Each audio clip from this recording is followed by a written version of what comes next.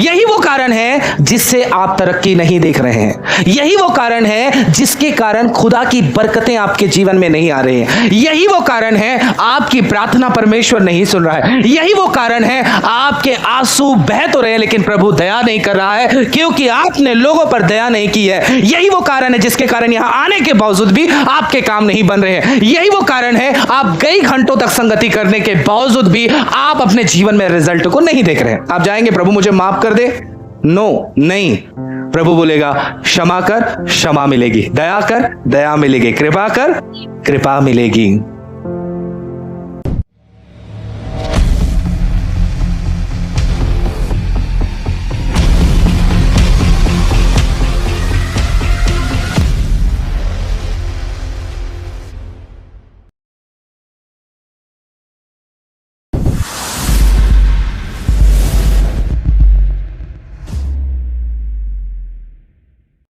एक दूसरे से हाथ मिला के बोलिए मैं आशीषित हूं, मैं आशीषित हूं। प्रभु का वचन कहता है मैं आशीषित हूं। सब बैठ जाए, प्रभु को महिमा मिले प्रियो, और आज के वचन को बड़े ध्यान से सुनेंगे। प्रियो, मैंने आपसे कहा था कि एक दूसरा पार्ट बच चुका है जो मैंने आपको संदेश बताया था। पश्चाताप के बाद एक और ऐसा भाग है जो बहुत ही ज्यादा जरूरी है। आप ये ऐसा विषय है, जब तक आप इन चीजों को अपने जीवन में नहीं करते, उपयोग नहीं करते, तो कभी भी आप तरक्की नहीं देख सकते मसीह जीवन से। मैं आपको सत्य बात बताना चाहता हूं, अगर ये चीजें आप नहीं करते हो, आप कभी भी मसीहत में तरक्की आप नहीं देख सकते। आपके जीवन में सदा के लिए रुकावटें होंगी। मैं आपको बताने जा रहा हूं उस विषय को, बड़े ध्यान से आप सुनेंगे। हालेलुया। क्या आप कितने लोग तैयार हैं? मैं बताना चाहता हूं, जो उस दिन आप वचन सुने थे, पहला भाग और दूसरा भाग, अपने जीवन में ये दो बातें आप कर गए। मैं आपको बताना चाहता हूं, परमेश्वर आपको ऊंचा ऊंचा ऊंचा ऊंचा ऊंचा करते चला जाएगा। क्या आप मेरे साथ बोल सकेंगे? परमेश्वर मुझे ऊंचा ऊंचा ऊंचा ऊंचा ऊंचा ऊंचा करते चला जाएगा।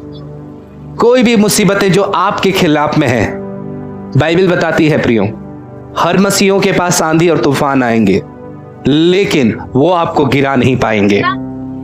इसलिए उठे हुए आंधी तूफान से डरने की कोई जरूरत नहीं, घबराने की जरूरत नहीं, उसे साफ कह देने की जरूरत है, तो थम जाएगा, तो हमेशा के लिए चला जाएगा। क्या आप बोल सकते हैं अपने जीवन के आंधी तूफानों को, हे आंधी और तूफान, तू कुछ भी नहीं कर सकता है, तू मुझे बिगाड़ नहीं सकता, ना मुझे ना मेरे परिवार को, ना प्रभु की कलीसिया को। तू थम जाएगा, तेरा प्रभाव मुझ पर, मेरे परिवार पर नहीं पड़ेगी, यीशु के नाम से, आमीन।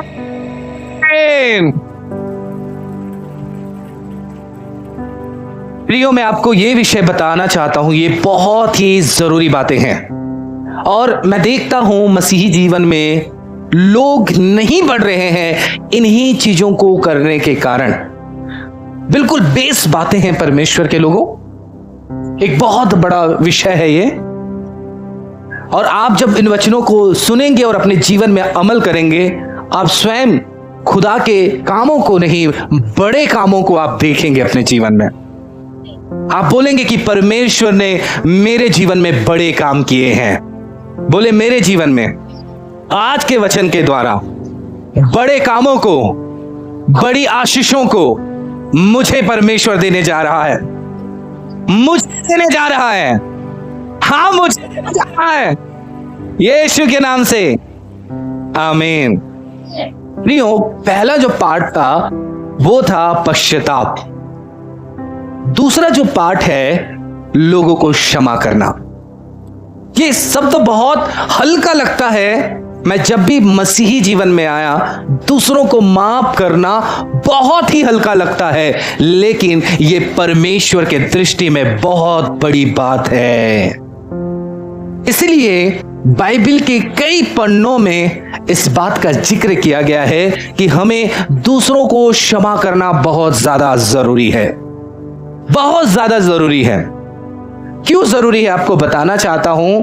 अगर आप दूसरों के अपराधों को क्षमा नहीं करेंगे तो स्वर्गीय पिता आपके पापों को क्षमा नहीं करेगा। हो सकता है कि आप अपनी गलतियों के लिए आंसू बहाएं, हो सकता है आप अपनी गलतियों को माने, प्रभु मैं तेरे नजर में गुनहगार हूं, फिर भी परमेश्वर आपको क्षमा नहीं करेगा। इसलिए नहीं करेगा क्योंकि आपने दूसरों को माफ नहीं किया है। अगर मैं यहां पे पूछूं लोगों को उठाकर कि आपने लोगों को सही तरीके से क्षमा किया है, तो मैं आपको बताऊं बहुत कम लोग मिलेंगे लोगों को सही रीति से क्षमा करने वाले। यहां उठकर दमदारी से यह कहने वाले लोग बहुत कम मिलेगा कि हां पास्टर जी हमने लोगों को क्षमा किया है, हमने लोगों को माफ किया है। क्षमा लोगों को सही रीति से नहीं करने के कारण मैंने आज तक और आपने भी देखा होगा जिनके अंदर क्षमा करने वाला जीवन नहीं है, प्रभु उन्हें नहीं बढ़ाता है। और ना आप इस बाइबल में आप देखोगे क्षमा नहीं करने वाले लोगों को परमेश्वर नहीं बढ़ाता है। बोल सकते हैं क्षमा नहीं करने वाले लोगों को प्रभु नहीं बढ़ाता है। इसलिए हमें लोगों को क्षमा करना बहुत ज्यादा जरूरी है। जी हाँ, आइए हम निकालें उस आयत को, मत्ती रचित सुसमाचार 6 अध्याय उसका 15 वचन को पढ़ दीजिए। यीशु मसीह ने स्वयं इस बात को यीशु मसीह ने अपनी सेवकाई के दौरान प्रभु यीशु मसीह ने कहा, जब प्रभु यीशु मसीह अपने लोगों को प्रार्थना करना सिखा रहे थे और प्रार्थना का एक भाग भी था। इसमें ऐसा लिखा है, यदि तुम मनुष्य के अपराध क्षमा ना करो तो तुम्हारा पिता भी तुम्हारे अपराध क्षमा नहीं करेगा। जी हाँ, परमेश्वर के लोगों, अगर आप लोगों के अपराध को क्षमा नहीं करोगे, आपके भी अपराध क्षमा नहीं किए जाएंगे। और 14 में लिखा है, इसलिए यदि तुम मनुष्य के अपराध क्षमा करोगे तो स्वर्गीय पिता भी तुम्हारे अपराधों को क्षमा करेगा। और मैं आपको बता चुका हूं प्रियो कि जब भी आपके जीवन में पाप रहेगा, वो चाहे गुप्त पाप हो, चाहे वो ढिठाई का पाप हो, चाहे वो भूल चूक का पाप हो, ये ध्यान रखिए, जितने भी पुरुष हैं, जितने भी यहाँ महिला है, जितने भी जवान बच्चे हैं, आपके जीवन में पाप रहेगा, परमेश्वर कभी भी आप पर अपनी दया को नहीं उंडेलेगा। इसलिए इसे दूर करना बहुत जरूरी है। इसीलिए प्रभु यीशु मसीह इस धरती पर आकर सबसे पहले यही प्रचार किया कि तुम अपने पापों से मन फिराओ। हालेलुया। पापों से पश्चाताप करो, अपने गुनाह को छोड़ो, अपनी गलतियों को छोड़ो, अपने पापों को मान लो। इसलिए प्रभु ने कहा कि जब तुम ऐसा करते हो तब तुम्हें स्वर्ग राज्य में जगह मिलेगा। इसलिए आपको लोगों को क्षमा करना बहुत जरूरी है। आपके अंदर किसी के प्रति कड़वाहट नहीं होनी चाहिए, किसी के प्रति आपके अंदर त्रुटियां नहीं होनी चाहिए, आपके अंदर क्रोध नहीं होना चाहिए। और यही वो कारण है जिसके कारण आप खुदा के कामों को नहीं देख पा रहे हैं और ना खुदा आपकी प्रार्थनाओं को सुन रहा है। कितना बड़ा भी आपका दुश्मन हो, आपके अंदर उसके प्रति कोई भी कड़वाहट नहीं होना चाहिए। उसे क्षमा कर दो जो आपके साथ बुरा व्यवहार किया है। यीशु मसीह ने स्वयं इस चीज को करके आपको दिखाया है। आपको पता है, यीशु को मारा गया, यीशु पर थूका गया, यीशु को गाली दिया गया, यीशु को पैरों से मारा गया, यीशु को कोड़ों से मारा गया, यीशु के दाढ़ी को नोचे, यीशु के शरीर को पूरा लहूलुहान कर दिया, यीशु को क्रूस को लेकर चलना पड़ा, यीशु के हाथ और पैरों में खिले ठोक दिए गए। यीशु इसी बात को स्मरण करके प्रभु यीशु मसीह का लहू, पसीना और लहू दोनों शरीर से बह रहा था। इतना यीशु मसीह व्याकुल थे, इतना ज्यादा यीशु मसीह दुखित थे इस बात से। और आपको पता है, ये सब चीज होने के बाद यीशु मसीह क्रूस पर ये बोल रहे हैं, पिता इन्हें क्षमा कर दे, ये नहीं जानते हैं। हालेलुया। ये पूरे मानव जाति के लिए संदेश था प्रियो। ये केवल वो वहीं तक सीमित रहने वाला हिस्सा नहीं था, ये पूरे संसार के लिए संदेश था कि तुम लोगों को क्षमा करो, कितना भी आपके साथ लोग बुरा करे। हालेलुया। परमेश्वर की प्यारी कलीसिया, हम आइए और आयतों को देखते हैं। मरकुस 11 अध्याय और उसका हम कुछ पदों को हम पढ़ेंगे। बहुत अच्छी बातें हम सीखेंगे। और मैं आज जो बंद दरवाजे आपके लिए हैं, आज आपके अंदर क्षमा बहेगा, वो दरवाजे यीशु के नाम से खुल जाएंगे। जो चीजें नहीं हो रही हैं वो होने आरंभ हो जाएंगे। जिस काम की आप आशा कर रहे हो वो काम होंगे इन बातों को मानने के द्वारा। अब यहां पे हम देखते हैं तो यीशु मसीह ने 11 अध्याय और उसका 25 पद में ऐसा लिखा है, और जब कभी तुम खड़े हुए प्रार्थना करते हो, यदि तुम्हारे मन में किसी के प्रति कुछ विरोध हो तो उसे क्षमा करो। प्रभु यीशु मसीह का कहना यह है प्रियो, अगर कोई जब भी तुम प्रार्थना कर रहे हो खड़े होकर, तुम्हें पता चलता है कि तुम्हारे अंदर किसी के प्रति भी विरोध है, डाह है, कड़वाहट है, उसे क्षमा कर दो। आपको पता है यीशु मसीह ने ऐसा क्यों कहा होगा?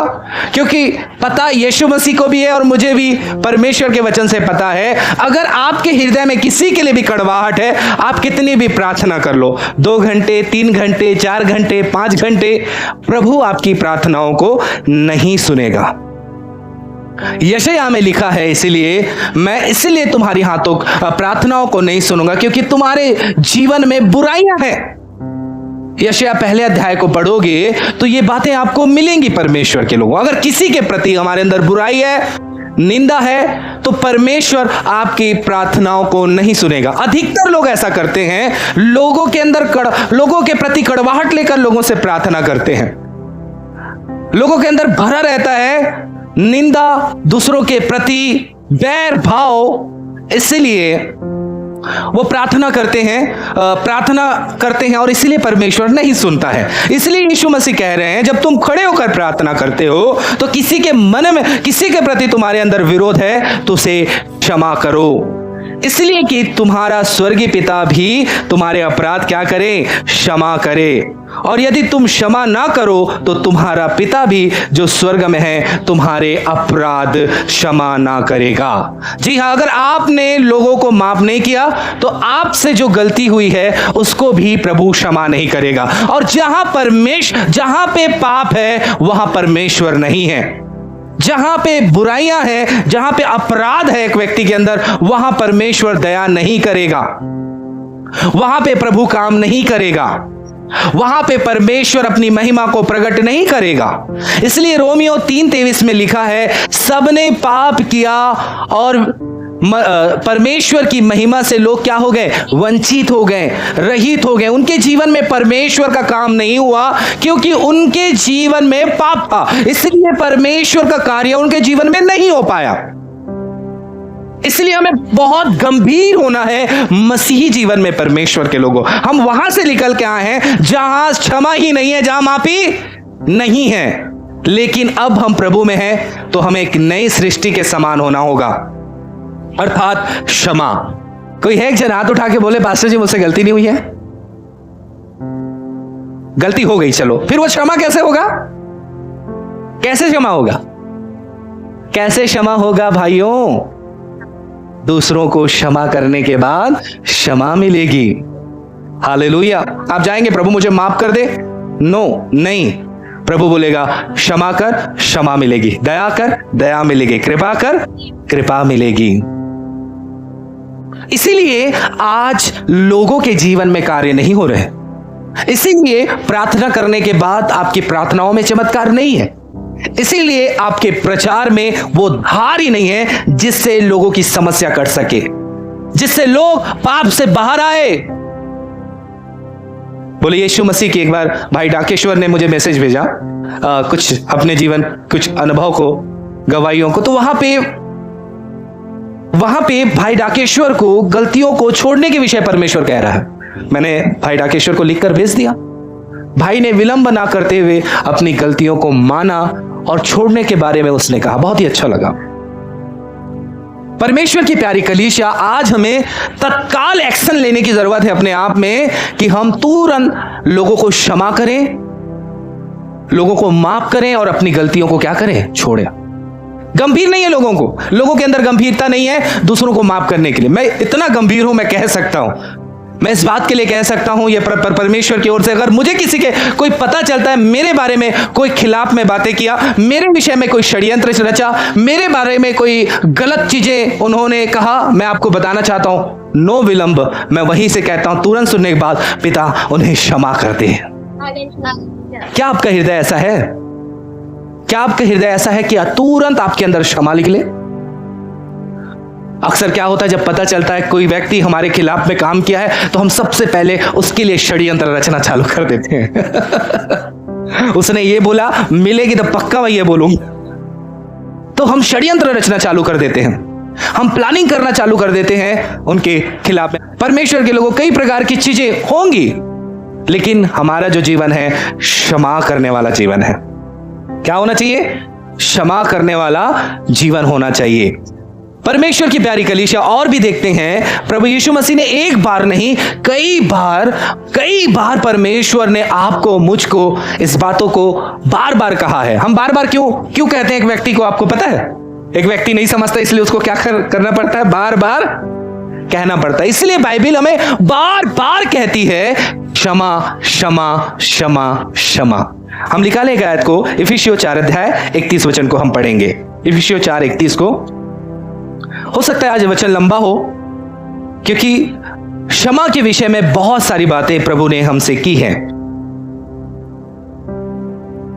इसमें ऐसा लिखा है, सब प्रकार की कड़वाहट, लोगों के प्रति कड़वाहट अंदर ही अंदर हम रखते हैं। मनुष्य नहीं देख सकता, लेकिन स्वर्गीय पिता देखता है।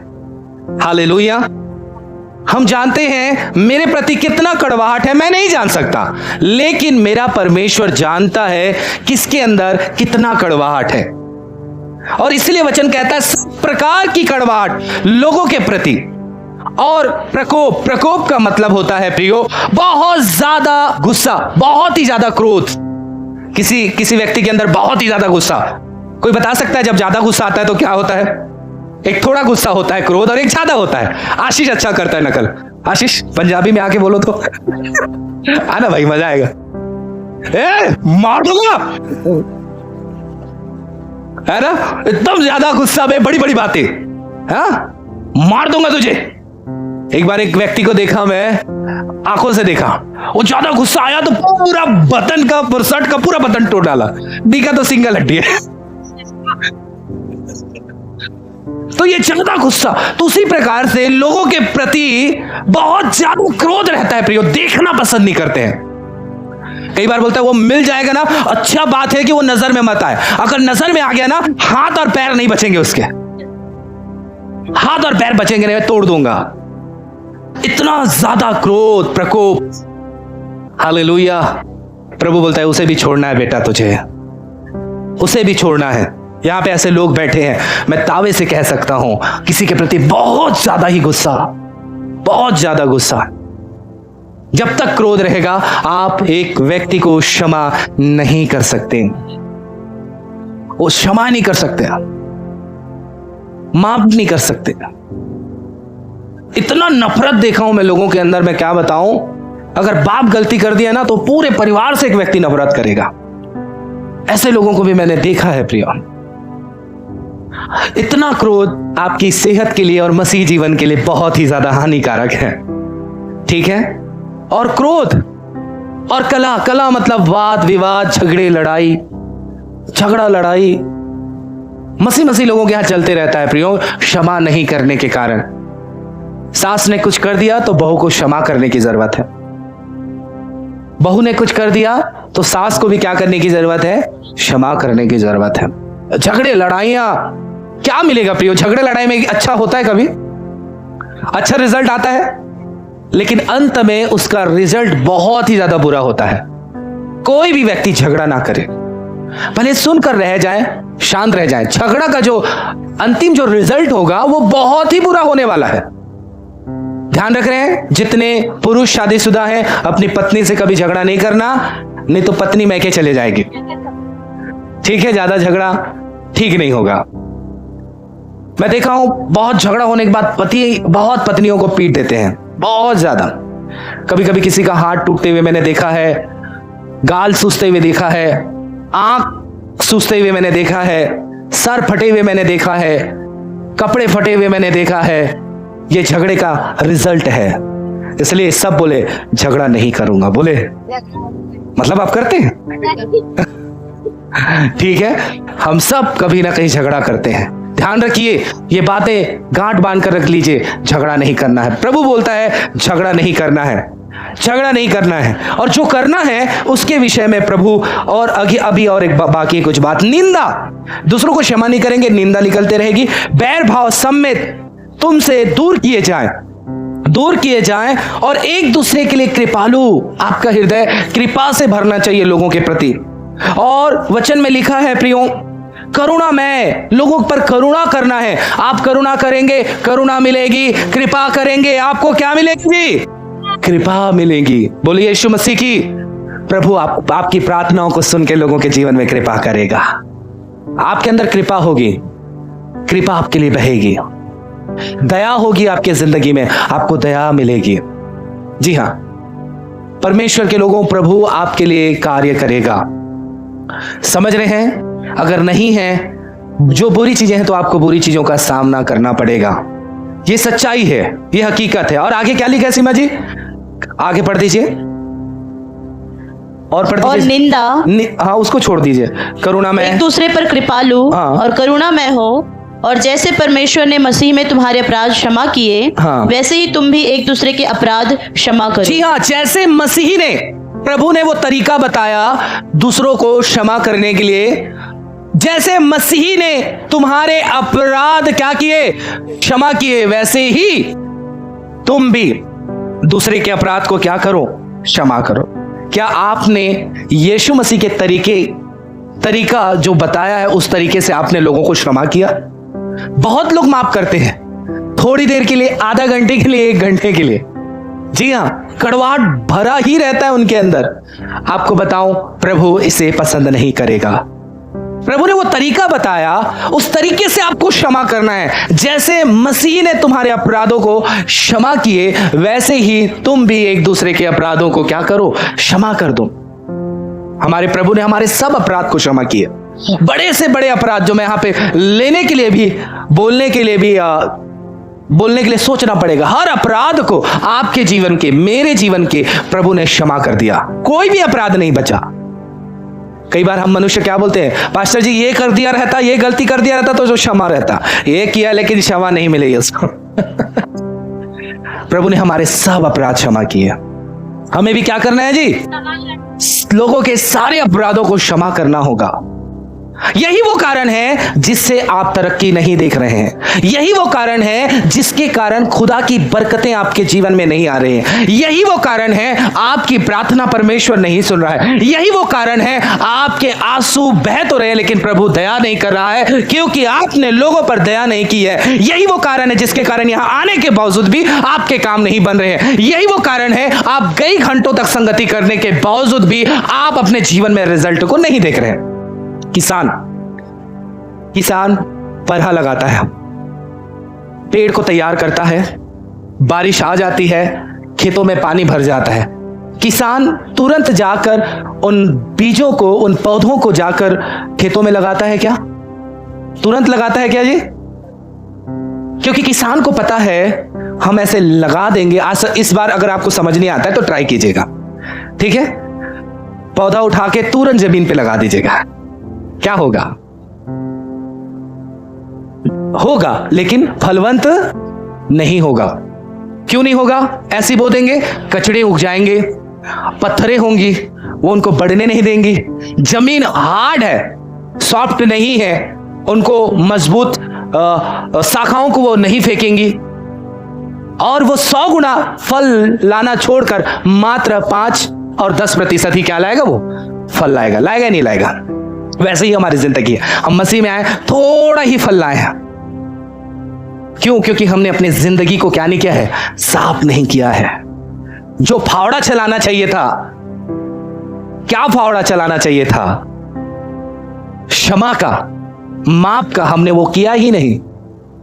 किसान को पता है जब तक हम खेत की मताई नहीं करेंगे, खेत की सफाई नहीं करेंगे, खेत को सॉफ्ट नहीं करेंगे, जो बीज हम बोएंगे वो 100 गुना फल लेकर नहीं आएंगे।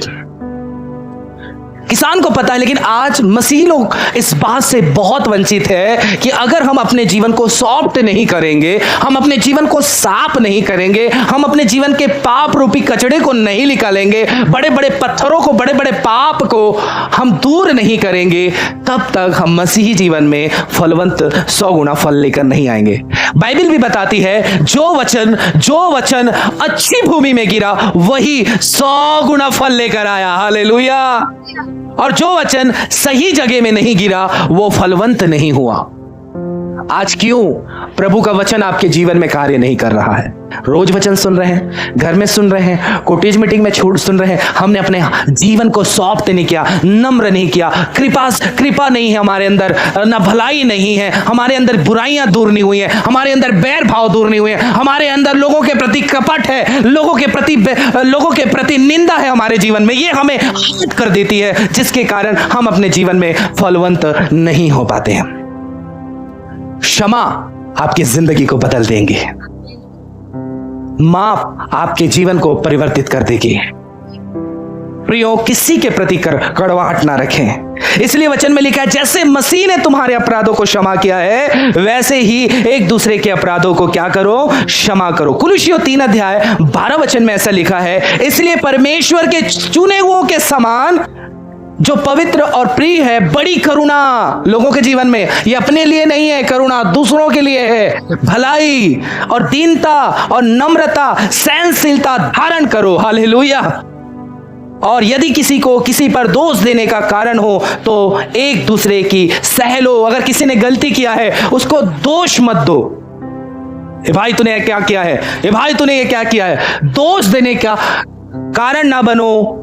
देने का कारण हो तो एक दूसरे की सह लो और एक दूसरे के अपराध को क्या करो? क्षमा करो, जैसे प्रभु ने तुम्हारे अपराध क्या किए? क्षमा किए। कई बार प्रभु को यह कहना पड़ा आपको क्षमा करना है, लोगों को माफ करना है। कितना ही बुरा किया है, कितना भी आपको रुलाया है, कितना भी आपको सताया है, आपको क्षमा करना ही है। कई बार हम कलीसिया वालों को समझाते हैं क्षमा करो, सह लो। नहीं पास्टर जी, बहुत ज्यादा हो गया था। यही कारण तो तुम प्रभु के अनुग्रह को यहां आने के बाद में भी नहीं पा सकते। करने दो उनको। एक बहन बीते दिनों मैंने उनको बताया था माँ बाप की आदर करना है। माँ बाप ही परमेश्वर के वचन को ना माने, सताए तो क्या करे पास्टर जी? उन्हें क्षमा करो और आप अपना कर्तव्य निभाओ, जिससे खुदा तुम्हारे जीवन में काम करे। वो बहन एक ही बार में समझ गई जो चर्च में नहीं आती है। हमारी बहन लोग भी गवाह है, जो गाड़ी में थे, सीमा जी थी। परमेश्वर के लोगों, क्या आपका हृदय इस तरीके से है? आज वचन को सुन के अपने हृदय को परिवर्तित कर लो। मेरे भाई और मेरे बहनों, आप अपने हृदय को वचन सुनकर परिवर्तित कर लो। प्रभु तुम्हारे लाइफ में कार्य करना चाहता है, तुम्हारे बहते हुए आंसुओं को वो पोंछना चाहता है, तुम्हारी बिगड़ी हुई परिस्थितियों को बदलना चाहता है क्षमा के करने के द्वारा। क्षमा नहीं करोगे, आप कामों को नहीं देखोगे। बोले यीशु मसीह की।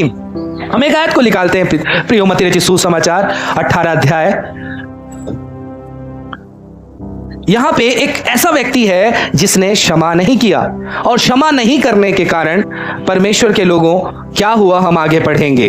ठीक है, यहां पे हम देखते हैं निर्दयी सेवक का दृष्टांत, एक बहुत बड़ा दृष्टांत दिया गया है। एक राजा से एक दास ने कर्जा लिया हुआ था और वो कर्ज पटा नहीं पा रहा था। एक दिन राजा क्रोधित हुआ और उस कर्जदार को बुलाया और राजा ने कहा अपने लोगों से, जाओ इस व्यक्ति का, एक आजा भाई कुनाल, जैसे मैं राजा हो गया, अच्छा होगा ऐसा, जाओ इस व्यक्ति का, मैं सैनिकों को बोल रहा हूं, इसके बाल बच्चों को, इसकी पत्नियों को, जो भी है सब कुछ बेच दो और इसका कर्जा चुकाओ। हालेलुया। मतलब कर्जा भरो, मतलब मुझे वो चीजें दो। तो ये व्यक्ति कहता है, राजा जी मुझे माफ कर दीजिए, एक मुझे मौका दीजिए, मैं आपके कर्जे को क्या कर दूंगा, भर दूंगा। वो गिड़गिड़ाने लगा, वो रोने लगा, पश्चाताप करने लगा। ऐसा मत कीजिए राजा, मेरे बच्चों को, मेरे पत्नियों को मत बेचिए, मेरी चीजों को मत बेचिए, मुझे थोड़ा समय दे दीजिए, मैं उसे भर दूंगा। राजा ने इस बात को सुना और राजा ने क्या किया, उसके सारे कर्ज को क्या कर दिया, माफ कर दिया। माफ करने के बाद ये खुशी खुशी जा रहा है कि मुझे अब कर्ज पटाने की जरूरत नहीं है, राजा ने मुझे क्षमा कर दिया है ना।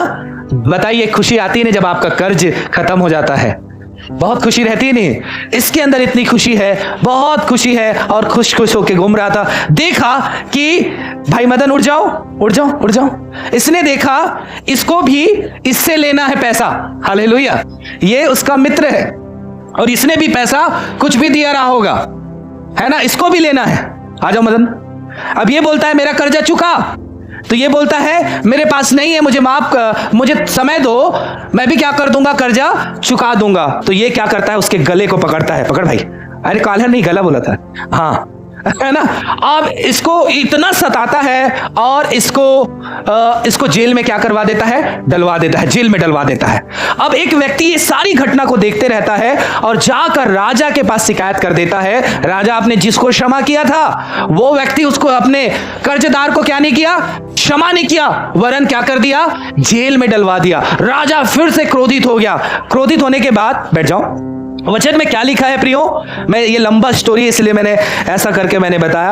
अब राजा को ये पता चलता है, तब 32 में लिखा है, 18 के 32 में, तब उसके स्वामी ने उसको बुलवाकर उससे कहा, हे दुष्ट दास, तूने जो मुझसे विनती की मैंने तेरा वह पूरा कर्जा क्षमा कर दिया, इसलिए जैसे मैंने तुझ पर दया की वैसे क्या तुझे अपने संगी दास पर दया करना नहीं चाहिए था। और उसके स्वामी ने क्रोध में आकर उसे दंड देने वालों के हाथ में सौंप दिया कि जब तक वह कर्जा ना भर दे तब तक उनके हाथ में रहे। राजा ने क्या किया, उसको दंड देने वाले के हाथ में क्या कर दिया, सौंप दिया, उसको दंड दिए होंगे। अब यहां पे ये सारी कहानी का अनुवाद प्रभु यीशु ने बताया, इसी प्रकार यदि तुम में से हर एक अपने भाई को क्षमा ना करेगा तो स्वर्गीय पिता जो स्वर्ग में है तुमसे भी वैसा ही करेगा। जैसा तुम्हारा व्यवहार होगा वैसा ही स्वर्गीय पिता तुम्हारे साथ व्यवहार करेगा। आप दूसरों को क्षमा नहीं कर रहे हो, देखिएगा कई लोग आपको क्षमा नहीं कर पाएंगे। मैंने बहुत लोगों को देखा है प्रियो, लोग क्षमा नहीं कर पाते, माफ नहीं कर पाते। अगर हम क्षमा करेंगे तो हमें क्या मिलेगी, क्षमा मिलेगी। अगर इस कहानी को अगर आप ध्यान से समझते हैं प्रियो, तो यह है, अगर आप लोगों को माफ नहीं करेंगे तो स्वर्गीय पिता आपको माफ नहीं करेगा, आपको माफ नहीं करेगा। प्रभु ने भी हमें वैसे क्षमा कर दिया है, लेकिन जब हम आगे चलकर लोगों को माफ नहीं कर रहे हैं तो प्रभु भी आपको माफ नहीं करेगा। आपके हर गुनाह क्षमा हो चुके हैं, लेकिन आगे चलकर आप लोगों के पापों को क्षमा नहीं कर रहे हैं। देख लीजिए, आपने कई लोगों को क्षमा नहीं किया है। अपने आप को जांच कर देखिए, लोगों के प्रति कड़वाहट जो भरा है, स्वर्गीय पिता ने आपके अपराधों को भी क्षमा नहीं किया है। जो आपसे गलती हुई, क्षमा होने के बाद प्रभु आपको क्षमा नहीं करता है। एक दिन हमारा न्याय होगा तो सारा पोल पट्टी हर एक व्यक्ति का खुलेगा।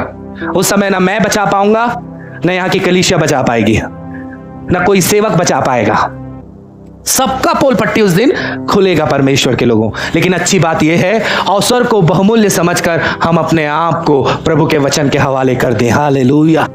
हम लोगों को क्षमा कर दें प्रियो, कितना भी बुरा किया है क्षमा कर दे। अपने तरीके से मत करो, नहीं तो प्रभु क्षमा नहीं करेगा। हम अपने तरीके से क्षमा कर देते हैं, हाँ मैं क्षमा कर दे, लेकिन बातचीत कौन करेगा? मेरा मामा जाएगा? जी हाँ, हम लोगों से बातचीत नहीं कर पाते, मेल मिलाप नहीं कर पाते। वैसे ही होता तो प्रभु क्षमा कर देता, हमें बातचीत नहीं करता, हम पर दया नहीं करता, हमारे जीवन में आशीष नहीं उंडेलता, तो कैसा होता बताइए? अपने जीवन में देखिए जाकर।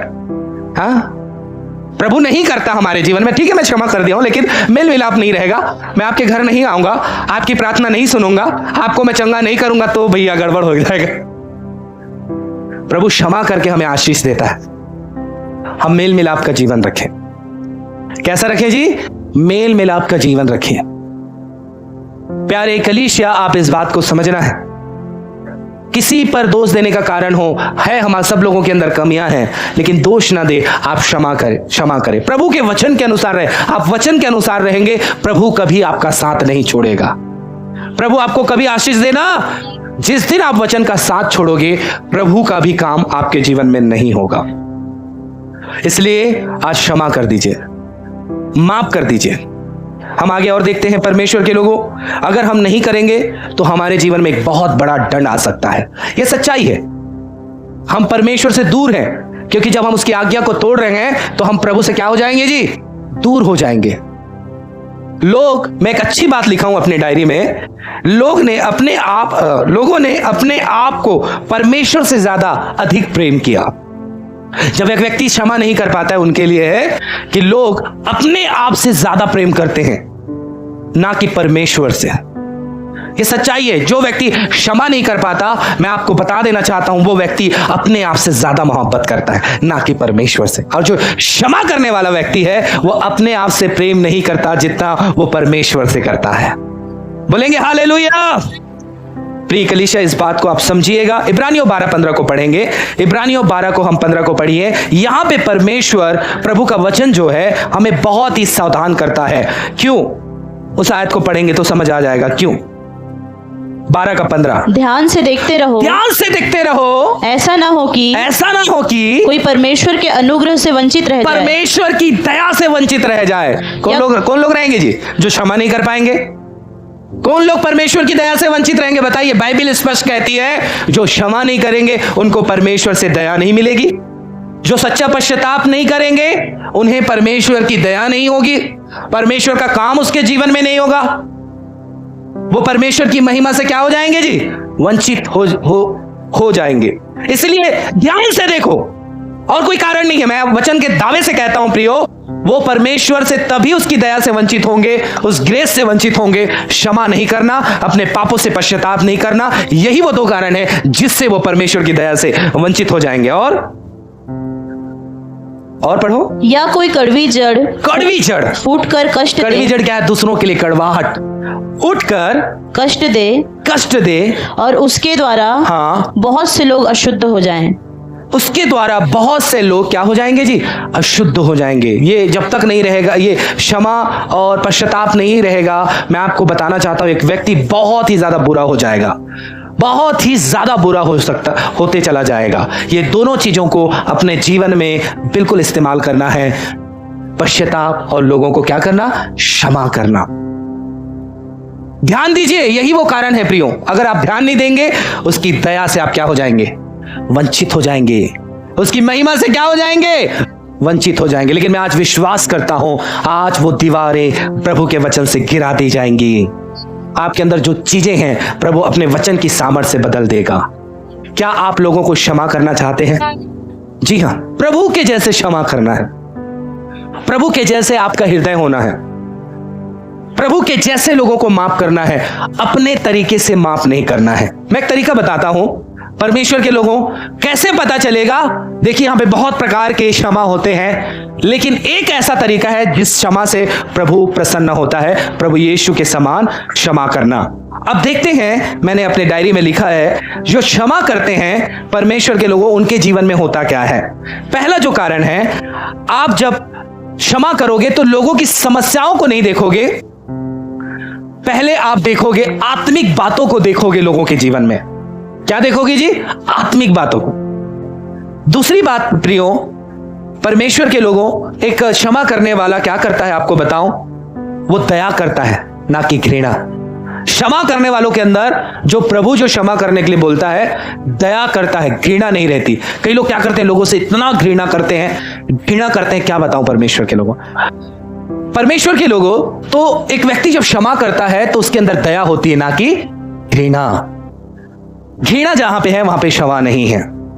तीसरी बात है, परमेश्वर के लोगों वह क्रोध नहीं करता, परंतु क्या करता है? करुणा करता है। क्रोध नहीं, वो करुणा करता है।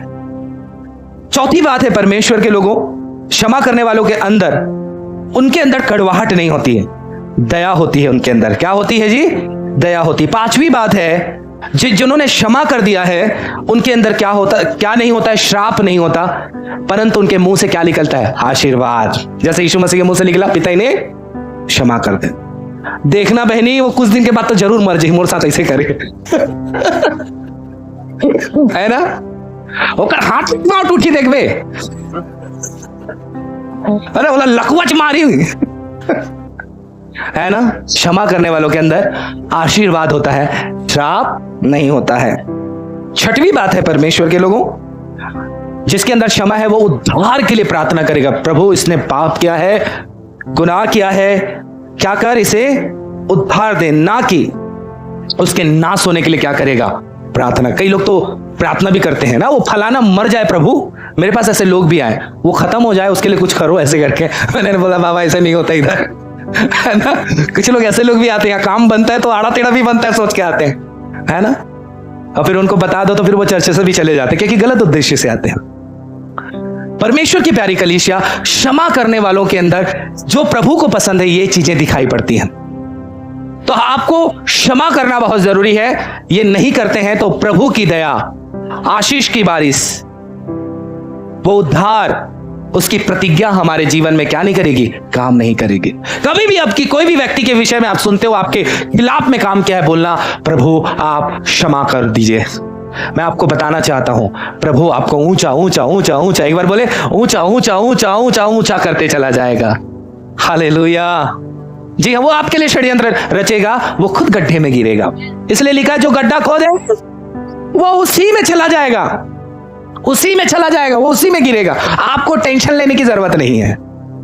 परमेश्वर के लोगों, वो खुद गड्ढे में फंस जाएगा, खुद गड्ढे में फंस जाएगा। मुझे कई लोगों ने धमकी दिया, प्रियो मेरे कॉलर को पकड़ के कहा तू दिखा ना इधर जिंदा काट देंगे, लेकिन जाने के बाद दिखता भी है, उसी की बैंड बजी हुई। परमेश्वर उन सबको सीधा करेगा। बदला लेना आपका काम नहीं है, बदला लेना परमेश्वर का काम है। हालेलुया। हम एक आयत को पढ़े, पहला यूहन्ना उसका 4 अध्याय 19 वचन को पढ़ दीजिए। साफ साफ परमेश्वर के लोगों हमें दिखाई पड़ेगा कि क्षमा करना कितना जरूरी है। हम इसलिए प्रेम करते हैं कि पहले उसने हमसे प्रेम किया, पहले उसने हमसे प्रेम किया। यदि कोई कहे मैं परमेश्वर से प्रेम रखता हूँ, परमेश्वर से मैं प्रेम रखता हूँ, और अपने भाई से बैर रखे, अपने भाई से क्या रखे जी, देखिए बैर भी करेंगे, कोई कर भी दिया हमारे साथ, अब उनसे बैर करते हैं तो क्या होगा, तो वह झूठा है, वह झूठा है। ओहो, हम लोग बिल्कुल ऐसे हो गए, ना इधर भी ना इधर भी, पहले के समान जी ही नहीं सकते। कितना सोचने वाली बात है परमेश्वर के लोगों। इस वचन को आप 100 बार पढ़ेंगे तो आप हिल जाएंगे। एक बार और पढ़ दीजिए सीमा जी। हम इसलिए प्रेम करते हैं, हम इसलिए प्रेम करते हैं कि पहले उसने हमसे प्रेम किया, पहले उसने हमसे प्रेम किया, यीशु मसीह ने। यदि कोई कहे मैं परमेश्वर से प्रेम रखता हूं, परमेश्वर से प्यार करता हूँ, हाँ, और अपने भाई से बैर रखे, और अपने भाई से क्या रखे जी, बैर रखे। मसीह में कौन है हमारे भाई बहन? ये है, मसीह में हम सब भाई बहन है। हालेलुया। ये हमारा परिवार है, जो भी है माता पिता भाई बहन, ये हमारा परिवार है। और कोई कहता है मैं मसीह से प्रेम रखता हूं और अपने भाई से बैर रखे। भाई से कब बैर रखते हैं बताइए, कब बैर रखते हैं? आ जाओ दोनों भाई। मैं इनसे कब बैर रखूंगा, आशीष और छोटू से? अभी तो बढ़िया चल रहा है, मिल रहे हैं, अब बात कब बैर रखूंगा इनसे बताइए? एक गलती करेगा तब। कोई व्यक्ति बिना कारण बैर नहीं रखता। अब मैं इसे बैर रख रहा हूं, इसने गलती कर दिया, तो इधर खुदा क्या बोल रहा है, ये झूठा व्यक्ति है। मैं बोल रहा हूं प्रभु से प्रेम कर रहा हूं, अब इसे मुझे दिल से क्षमा करना होगा। बोले हालेलुया।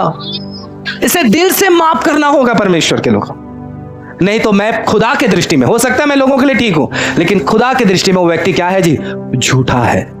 कितनी बड़ी बात है। हाँ, इसलिए क्षमा करना जरूरी है। मैं यहां पे एक ऐसे व्यक्ति को जानता हूं जिनके साथ बहुत बुरा हुआ परमेश्वर के लोगों, लेकिन उसने दिल से उस व्यक्ति को क्षमा किया। इस बात को कई लोगों को खबर नहीं है, हमारे घर वालों को भी, पास वाले लोगों को भी खबर नहीं है, लेकिन दिल से क्षमा किया। उनके अंदर एक भी कड़वाहट नहीं, वही मेल मिलाप का जीवन, वही प्रेम का जीवन। और प्रभु आज उन्हें इस्तेमाल कर रहा है, उन्हें परमेश्वर उपयोग कर रहा है, क्योंकि उन्होंने खुदा की बातों को माना।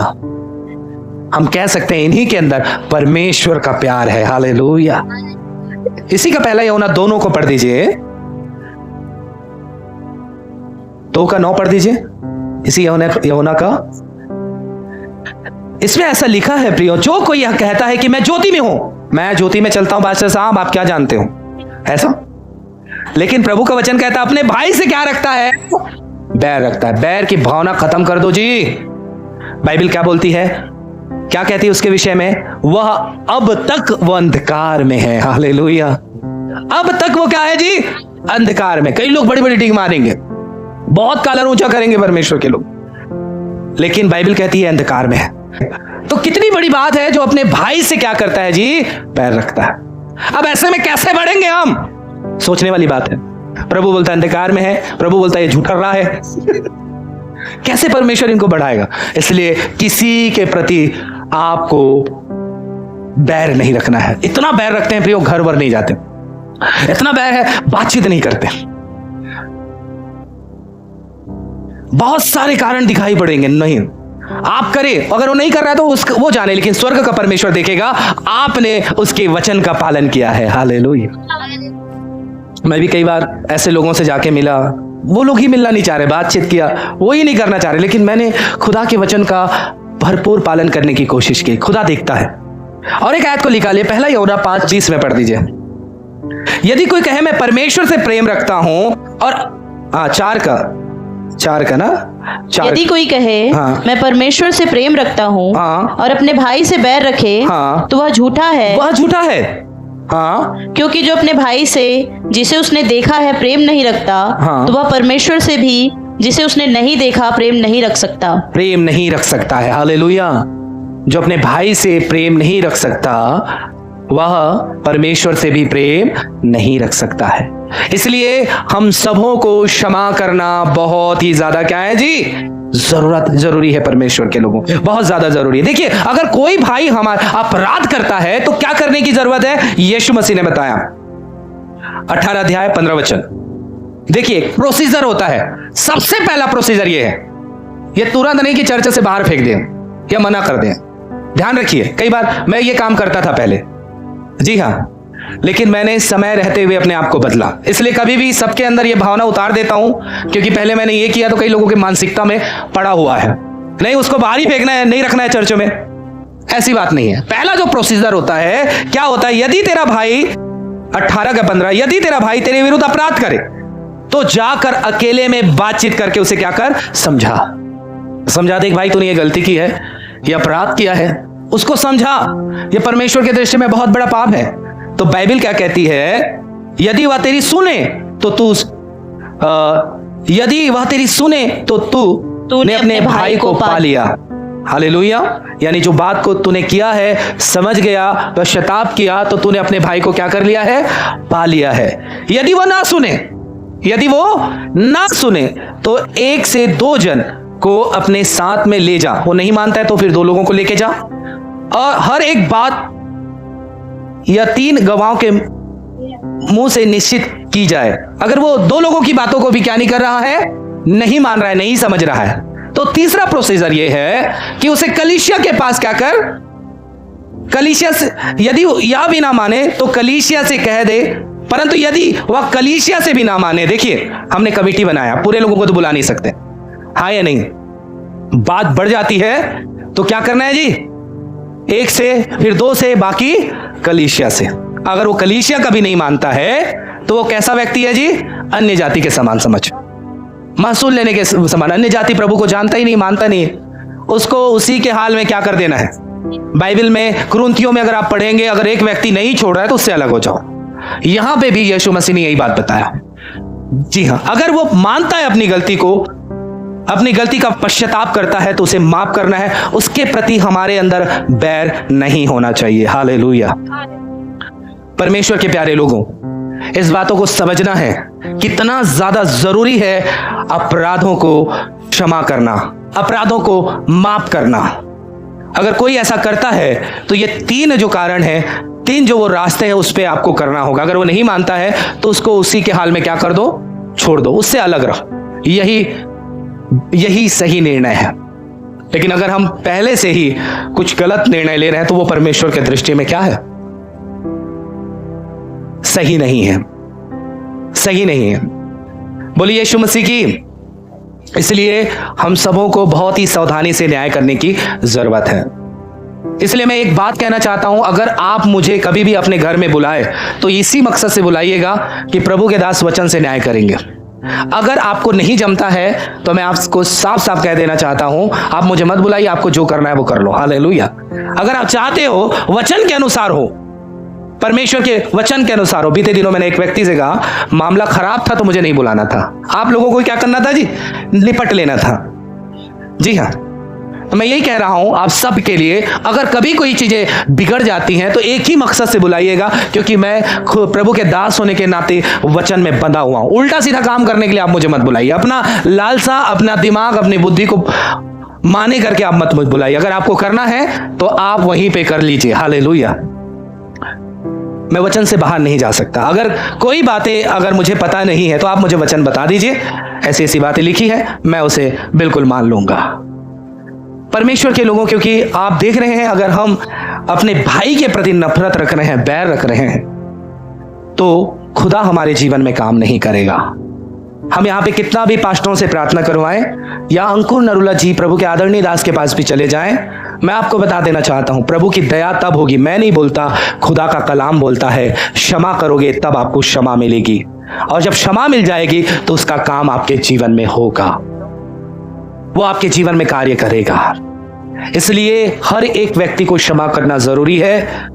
आप मोहल्ले में हो या प्रभु में है या अन्य जाति के लोग भी हो, आपको सही रिश्ता आपको रखना है, बैर भाव आपको नहीं रखना है। आप अपने प्रभु को जाने समझे, आपका परमेश्वर कैसा परमेश्वर है, उसका निर्णय कैसा है, उसे जान जाए। परमेश्वर के लोगों, मैं आपको बता देना चाहता हूं, तब आपकी उपवास काम करेगी, तब आपकी प्रार्थना काम करेगी, तब आप यहां आ रहे हैं, तब आप अपने जीवन में रिजल्ट को देखेंगे, तब आप जो कार्य करेंगे प्रभु में, उसमें आप 100 गुना प्रतिफल को अपने जीवन में प्राप्त करेंगे। हालेलुया। आइए हम अपने आप को एक बार फिर से हम अपने आप को तैयार करें। हाँ परमेश्वर के लोगों, हम दीन व्यक्ति बनकर, नम्र व्यक्ति बनकर अपने जीवन को एक बार खुदा के निकट समर्पित करें।